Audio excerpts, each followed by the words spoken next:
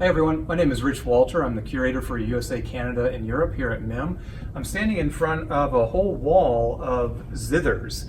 For those of you who are curious what a zither is, it really is a broad term where it applies to a broad family of instruments you can find all over the world. What it means, it's a stringed instrument and the strings are stretched across the whole resonating body of the instrument. So rather than, let's say, a lute where you have a body and then a neck and strings that are stretched across, a zither, the strings are stretched across that whole body and there's not a separate neck assembly.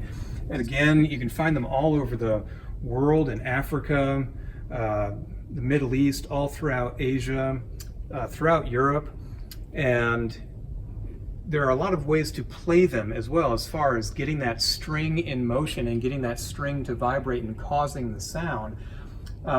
You can strum them, you can pluck them with your fingers, you can actually hit them with mallets. Sometimes they have a built-in mechanism. In fact, some of these really unusual ones, they kind of have a lever that you'd press like a key, and that gets the string vibrating.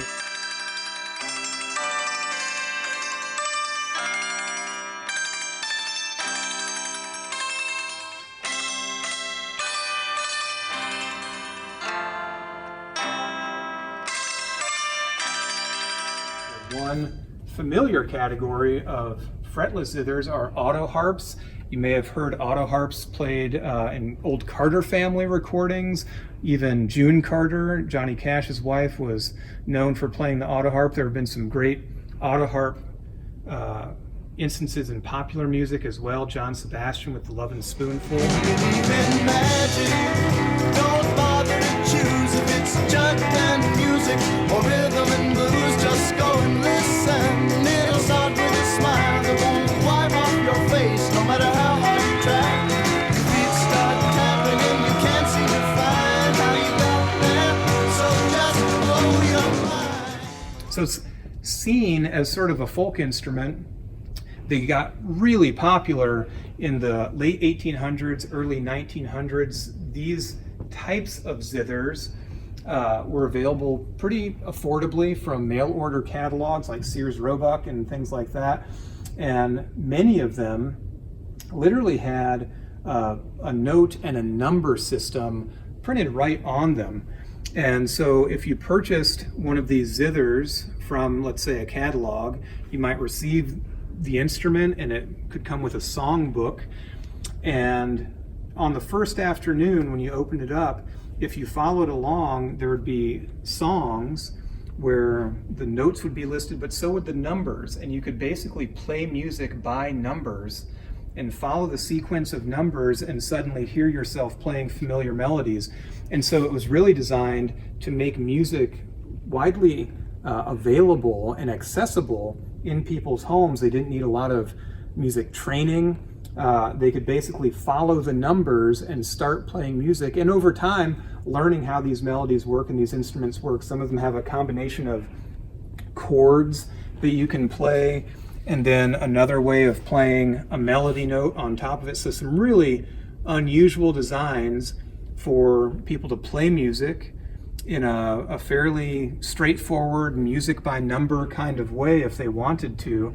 We're really lucky to have this diversity of instruments thanks to Gary Harrison, a gentleman who spent many years collecting a huge variety of zither types, fretless zither types, and he donated that collection to MIM in 2008, just a couple years before he passed away sadly in 2012. But we're really fortunate to have a very comprehensive assortment of fretless zithers from North America thanks to his years of collecting and the way he was really passionate about these.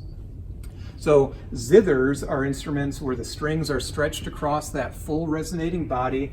We've got a lot of examples on this side of the gallery, but one of our more recent exhibits is dulcimers. So dulcimers are a subcategory of zithers. These are a combination of hammered dulcimers, and this large rectangular one is pretty similar to what you might find called a Hungarian cymbalum. So we've got hammered dulcimers where you strike them with little thin mallets, but also mountain dulcimers or Appalachian dulcimers. And so the classic Appalachian dulcimer would be this hourglass shaped style. Shady Grove, my little love, Shady Grove, I know. Shady Grove, my little love, bound for the Shady Grove.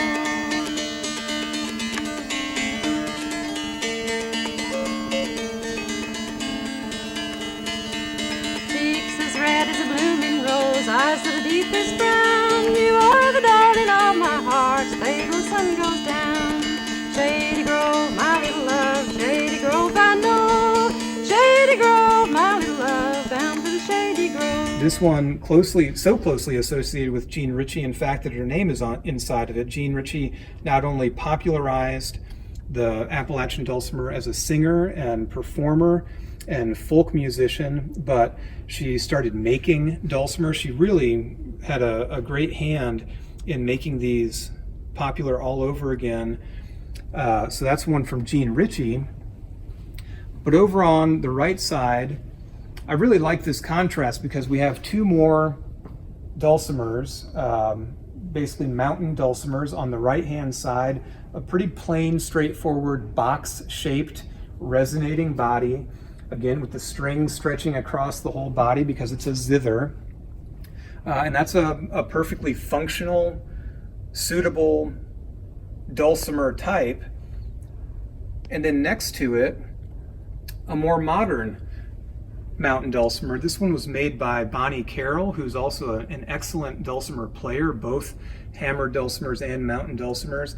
And I love this one because it shows even instruments that tend to be associated with folk traditions, maybe kind of rustic craftsmanship, plainer styles, with imagination and with motivation to make a really high quality fine dulcimer. Bonnie has been making custom mountain dulcimers with really beautiful tone woods, this figured maple with koa wood bindings. I mean, it's basically the same type of treatment you would find on a high-end custom guitar.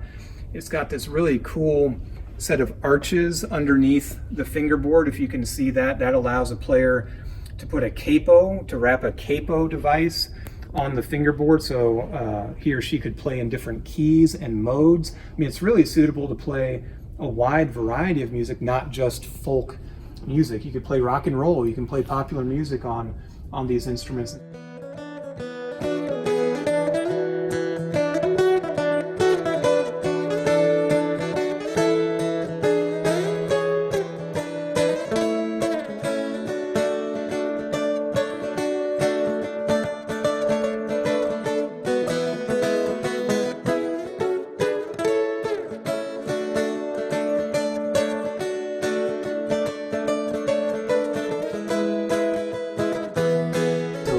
Bonnie Carroll, just one example of a woman making really sophisticated, high quality, modern dulcimers that are part of a much longer, deeper tradition, not only of dulcimers, but zithers from around the world. So again, zithers as a term that applies to an amazing variety of instruments. And next time you visit MIM, we hope you not only take a closer look at some of these dulcimers and zithers on display, but you'll find zithers all over the world as you go through the galleries here at MIM. So hope you enjoy seeing some of those on your next visit, and thanks for listening.